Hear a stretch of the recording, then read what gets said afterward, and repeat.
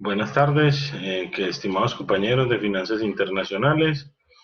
Eh, Hoy vamos a ver la clase de integración económica, que ya es el tercer tema. Mm, Vamos a sortear esta situación de esta manera. Ya está, lo que vamos a hacer es reunirnos los miércoles en el horario de clase. Vamos a hacer una charla de 40 minutos. Bueno, si se extiende, pues volvemos y la reactivamos, donde vamos a hablar de dudas, vamos a resolver inquietudes, vamos a dar sugerencias, vamos a hablar de la actualidad con respecto a los temas de clase. Pues, esta situación nos da mucho de qué hablar. Bueno, siempre hay de qué hablar, pero justo cada semestre hay una situación diferente. Y pues este semestre me ayuda mucho el tema de lo que está viviendo el mundo con el COVID-19 y sobre todo este tema de integración económica que yo creo que se va a tener que replantear, sobre todo en esos bloques económicos como Europa y todo ese tipo de cosas. Entonces, vamos a grabar, vamos a hacer las diapositivas, luego yo les subo la URL cada semana para que ustedes vayan a YouTube, vean la clase, la puedan ver las veces que quieran. Abro un foro en Q10 de dudas y preguntas, pongo una tareita sencilla, una tarea que la pongo también en las clases presenciales, no es menester de la virtualidad poner tanto trabajo, porque eso ya, la idea es que la virtualidad sea un poco semejante a la presencialidad. Entonces vamos a trabajar de la manera porque cada clase tiene que dar una evidencia, ¿no? Entonces se califica, trabaja en clase, y luego las evaluaciones miramos a ver cómo las hacemos. Pero por ahora no nos preocupemos tanto por las evaluaciones, sino por las clases y las evidencias del trabajo en clase. ¿Listo?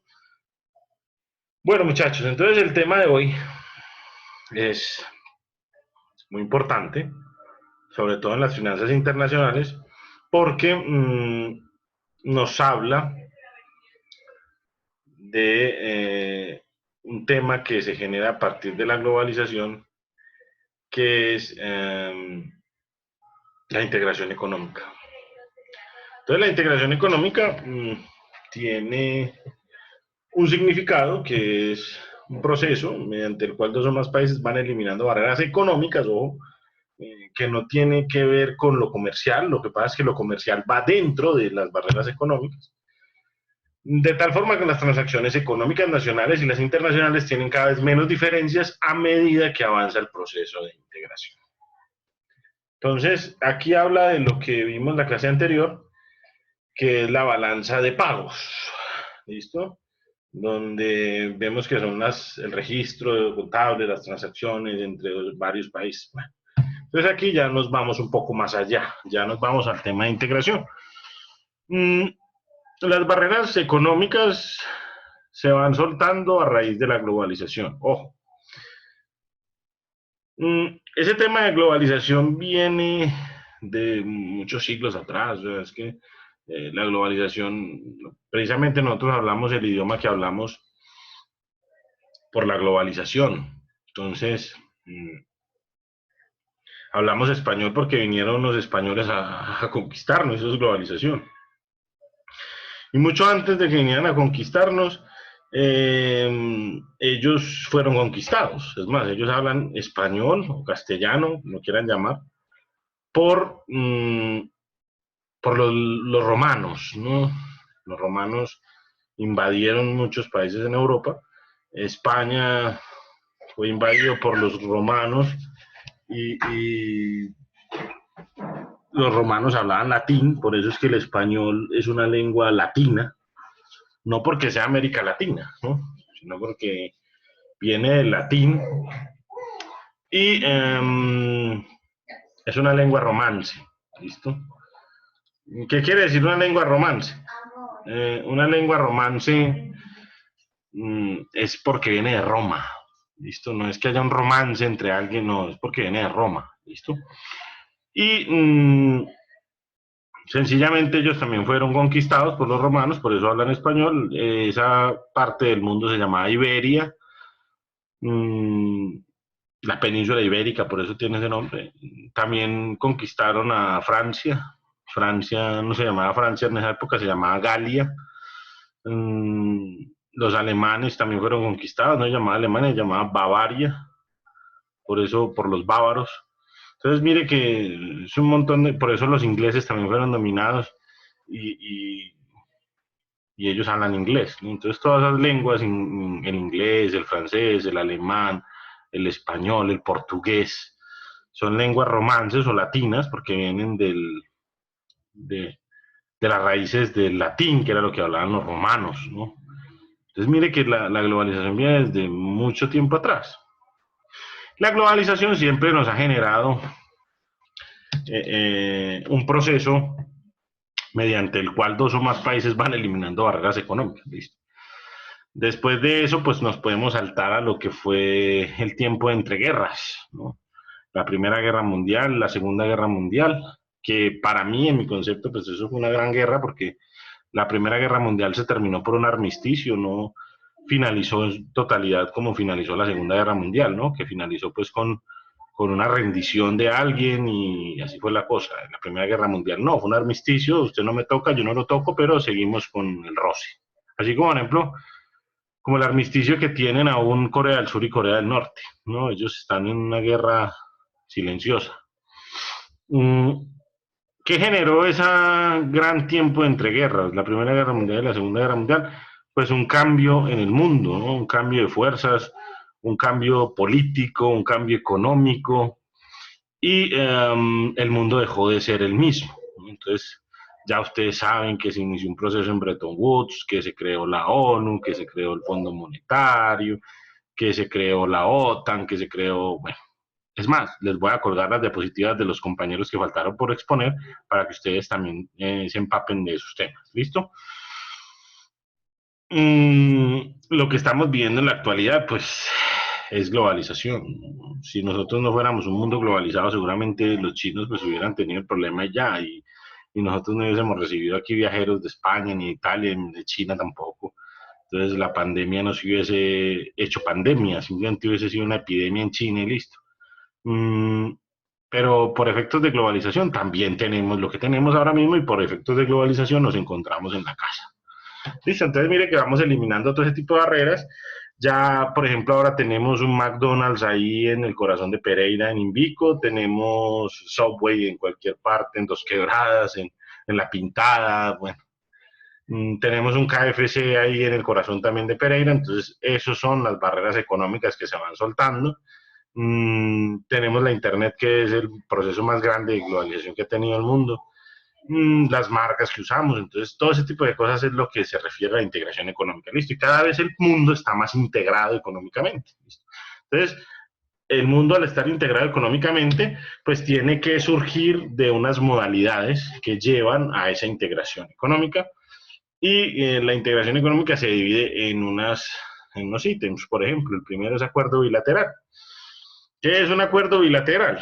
Entonces, el acuerdo bilateral es simplemente cuando dos países suscriben un acuerdo para eliminar barreras económicas. Entonces hacen un acuerdo entre Colombia y Venezuela, o entre Colombia y Panamá, entre Colombia y Chile. Solamente dos países que acuerdan algo y ese acuerdo es basado en eliminar cualquier tipo de barrera, bien sea comercial, bien sea educativa, bien sea de ayudas, ¿no? Por ejemplo, en el caso actual que Colombia tuvo que hacer un acercamiento por medio de la OMS con Venezuela para hacerle frente al COVID-19 con Venezuela en conjunto. Pues porque teníamos una frontera en común muy grande, ¿no? Tenemos acuerdos bilaterales con Panamá, cuando el caso de los Panama Papers, que Colombia quiso entrar a Panamá como un paraíso fiscal, y pues Panamá inmediatamente puso a Colombia también como paraíso fiscal y eso generó un proceso de desacuerdos comerciales, lo que se logró con un acuerdo bilateral simplemente de firmar unos documentos donde se hacían cargo unos de una parte y otros de otra para cruzarse información financiera. ¿Listo? Entonces un acuerdo bilateral es entre dos países. Ahora viene el acuerdo multilateral, que es el segundo ítem, el segundo paso de la modalidad de integración económica, el cual consiste ya entre más de 2 países. Entonces, por ejemplo, Colombia tiene suscrito un acuerdo multilateral que se llama Alianza Pacífico, que es firmado entre Colombia, Chile, Perú y México. ¿Listo? Este acuerdo consta de economía, consta de educación, consta de fronteras. Entonces, por ejemplo, para ir a México ya no me solicitan visa, para ir a Chile no me solicitan visa, para ir a Perú tampoco. Igual nosotros a ellos. Si usted quiere ir a estudiar a Chile o a México o estudia aquí en Colombia, pues su título es convalidado allá, por eso es un tema educativo. Y hay unos temas económicos puntuales con unos productos puntuales, por ejemplo, aguacate, que generan una integración entre esos 4 países y esa integración surge a partir de la liquidación de un gran acuerdo multilateral que teníamos los países libertados por Simón Bolívar, que se llamaba la CAN, la Comunidad Andina de Naciones. ¿Listo? Luego sigue el tercer ítem, que es el mercado común. El mercado común ya tiene un punto más a favor, que es la libre movilidad de factores. Por ejemplo, usted no necesita pasaporte o no le exigen un pasaporte para pasar de Brasil a Chile, perdón, de Brasil a Uruguay o de Brasil a Paraguay o de Brasil a Argentina. Entre esos países pues existe un mercado común que es muy conocido y ese mercado común se llama Mercosur. ¿Listo? Entonces, por ejemplo, los pasaportes de los argentinos, de los brasileños, de los uruguayos y de los paraguayos, dice en la parte inferior Mercosur. Y quiere decir que esos países tienen pues como una libertad de las fronteras.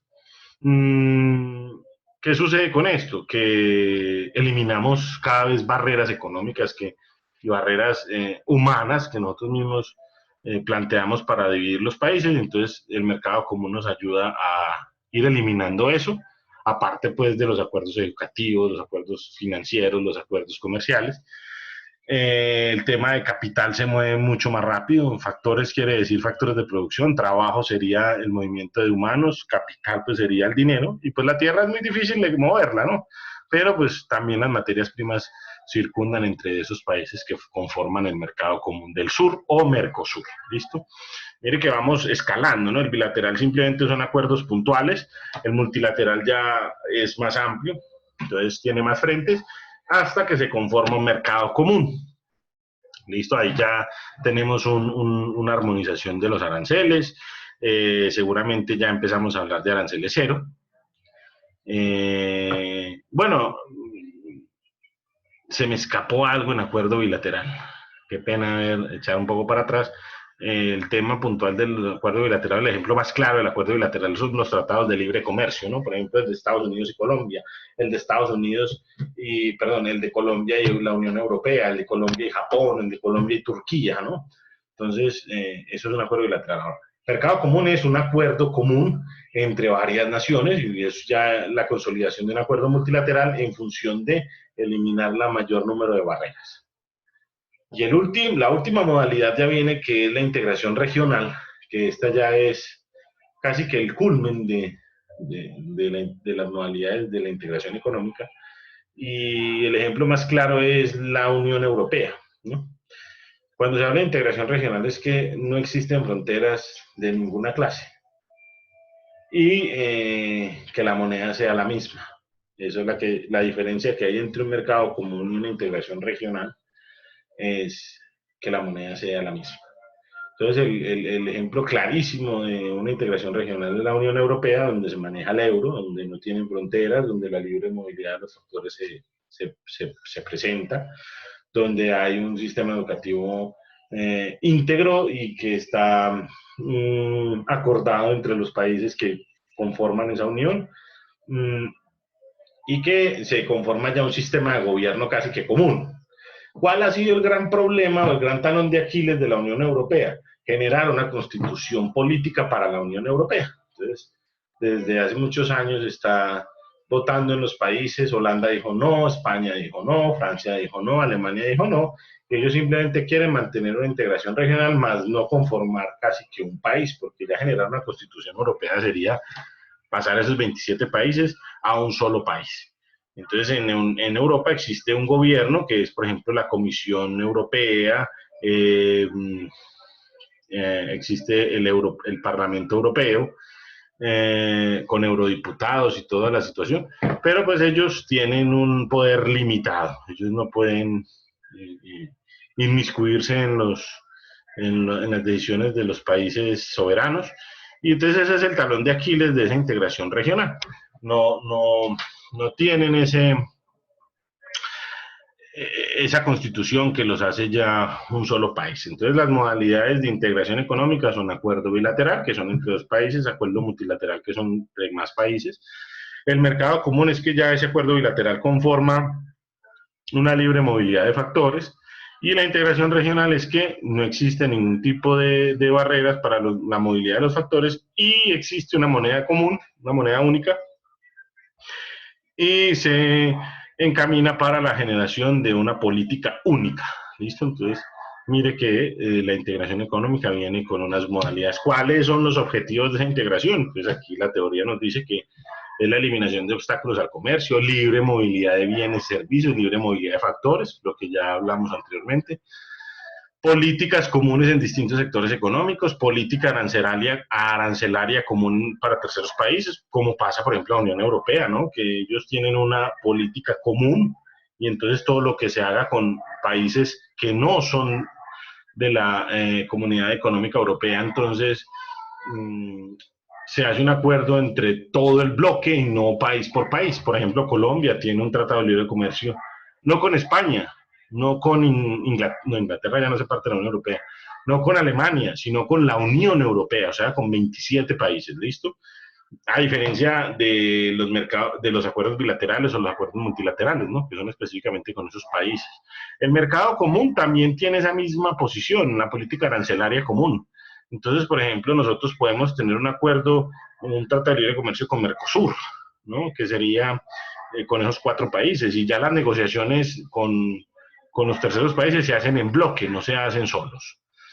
¿Qué objetivo también tiene? Incrementar el comercio entre ambos y disminuir los riesgos que generan los ciclos económicos adversos, por ejemplo, como el que vamos a vivir nosotros a partir de la finalización de este proceso de cuarentena y de COVID-19, que van a ser una catástrofe económica para todos estos países que están sufriendo estos embates. Italia, España, ya hablan de España, va a tener un crecimiento del menos 12% este año, o sea que va a ser una catástrofe económica global. No queremos saber los números de los Estados Unidos, pues porque van a ser catastróficos. Europa misma, Italia, España, pues van a arrastrar a Francia, y Francia, España e Italia arrastran a Alemania, o sea que la Unión Europea va a retroceder un número considerable en su Producto Interno Bruto, y ni hablar de América Latina. Esperamos que no haya explosión social. Entonces, mire que si nosotros estuviésemos integrados económicamente, las cosas serían diferentes, porque las decisiones se tomarían en bloque, ¿listo? Como está haciendo ahora la Unión Europea, que está moviendo miles de millones de euros para solventar la crisis del COVID-19, mientras que nosotros estamos moviéndonos nosotros solitos con los recursos de nosotros, y no recibimos ayuda de ningún otro país, pues porque ellos también están sorteando la crisis como pueden.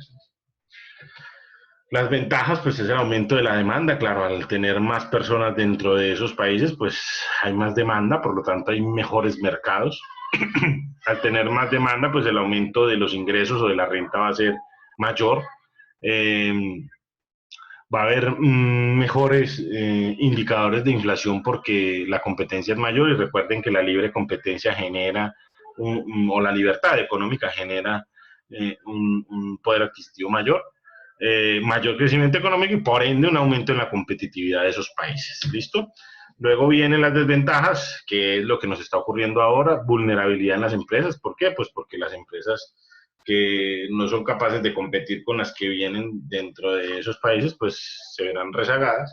Perderemos soberanía, por ejemplo, lo que ocurrió con Inglaterra, y por eso el Brexit, por eso se salieron de la Unión Europea, por la pérdida de soberanía, y entonces ellos tenían unas exigencias de la Comunidad Europea, y la Comunidad Europea, pues, por ejemplo, le pidió a ellos aceptar un número determinado de inmigrantes cuando la crisis de los árabes, por ejemplo, de Siria, de Libia, y ellos no aceptaron, entonces empezaron con el resquebrajamiento de esa posición de Inglaterra y por eso decidieron salirse de la Unión Europea. Entonces, esa pérdida de soberanía. Ahora, económicamente la pérdida de soberanía va en función de las políticas económicas, ¿no?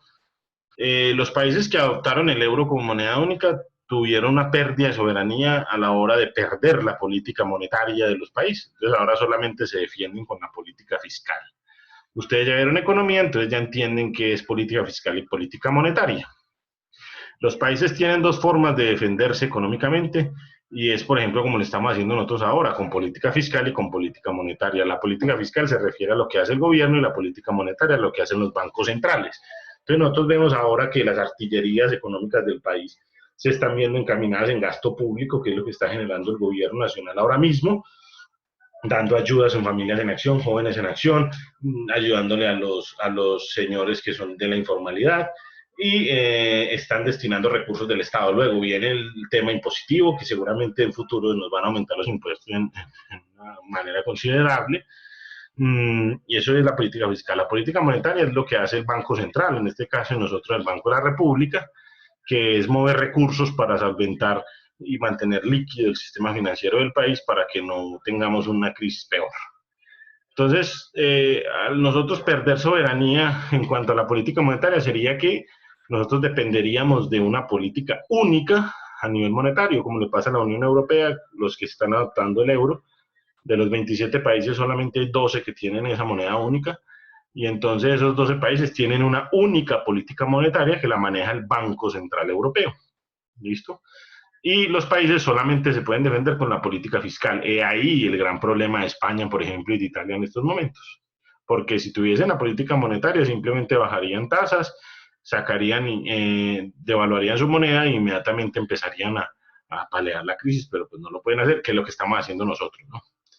Y por último, eso genera un desequilibrio en las balanzas comerciales, en la balanza de pagos al final, y empezamos con problemas. ¿Listo? Estas son las desventajas de la integración. También tiene sus desventajas.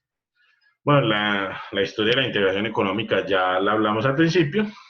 En Colombia, por ejemplo, que me faltó esa parte, aquí hablamos de la expansión del Imperio Romano, que ya la hablamos, de entreguerras. Y en Colombia, pues esa integración económica se da a partir de 1994. ¿Por qué 1994? Porque resulta que nosotros antes de 1994, perdón, de 1991, pero en 1994 se consolidó, pero antes de 1991, o sea, anterior a la constitución que tenemos actualmente, pues no podíamos generar lo que generamos ahora, que es una forma de integrarnos con el mundo. Entonces, ¿dónde está la génesis de la integración económica colombiana, por ejemplo, de tener tratados de libre comercio con algunos países del mundo y con algunos bloques económicos en el mundo? En la Constitución de 1991, con la apertura económica que se dio. ¿Listo? Entonces, por ejemplo, vamos a leer el preámbulo de la Constitución de 1886, que era la anterior a la de 1991, y el preámbulo decía lo siguiente. Ya les cuento dónde está la diferencia.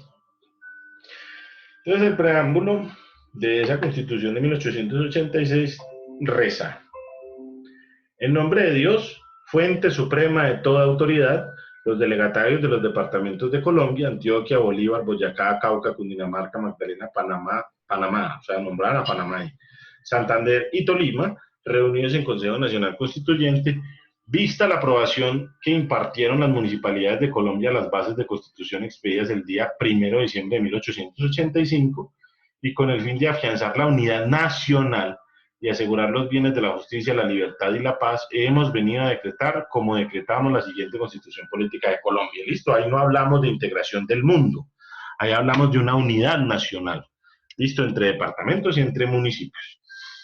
Pero ahora vamos a leer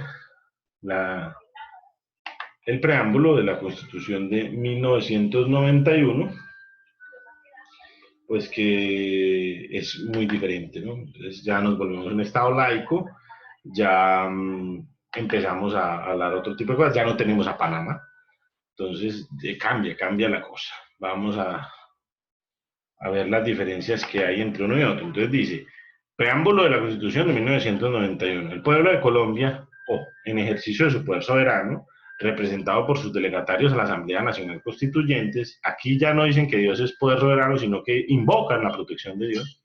Por eso somos un Estado laico.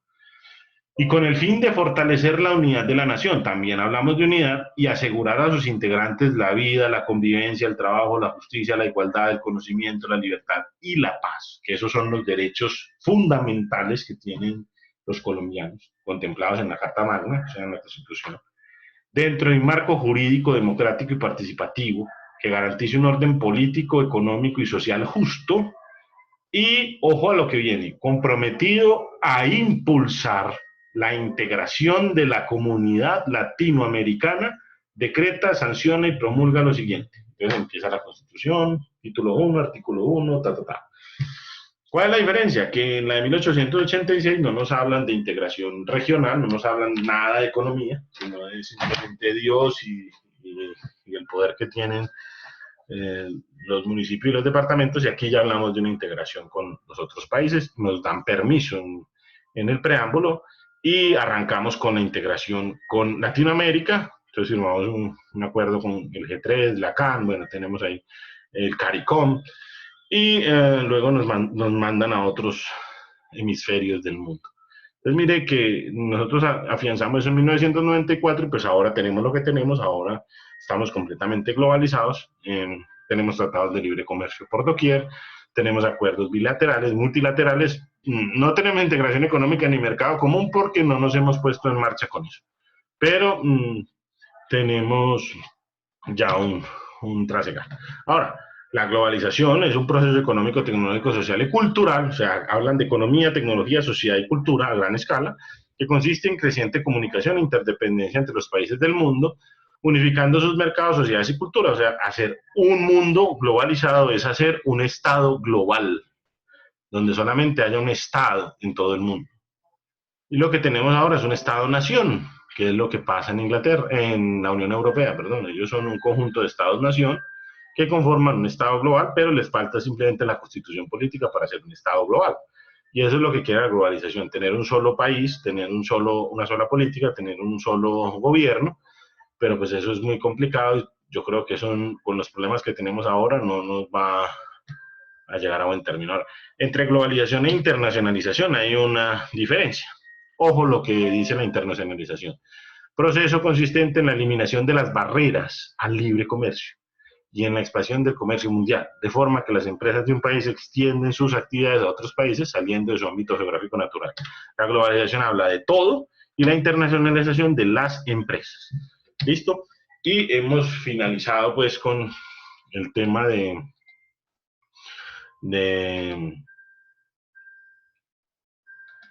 de la integración económica. Entonces, aquí ya podemos ver las diferencias que hay, muchachos, entre una cosa y otra. Ya podemos ver eh, las situaciones pues, que se presentan en el mundo actual. Ya podemos ver que para poder tener una mejor forma de estar en sintonía, pues debemos tener en cuenta todo este tipo de integración, y más para el tema mmm, de fundamentos de finanzas internacionales. Es importantísimo tener esto en cuenta por los vaivenes que nos genera la integración económica y todos los números que se dan a partir de ahí. Mire que el COVID-19 está generando un caos internacional en las bolsas, aunque ahora están respirando mejor, un caos internacional en el sistema monetario internacional de pagos internacionales. Las balanzas de pago están moviéndose estrepitosamente. Ahora estamos echando mano de las reservas internacionales. Luego hablaremos de eso. Si quieren, esta noche en el foro donde nos vamos a ver en Zoom, pues hablaremos un poco de ello. Y esta es la importancia de la integración económica. Ya saben, dudas, preguntas, está en el foro, los canales de comunicación, está el representante, tenemos el correo electrónico y los encuentros que haremos cada 8 días en Zoom. Entonces, muchachos, muchísimas gracias por por su disposición. Espero que les sirva el video y nos vemos esta noche. Muchísimas gracias.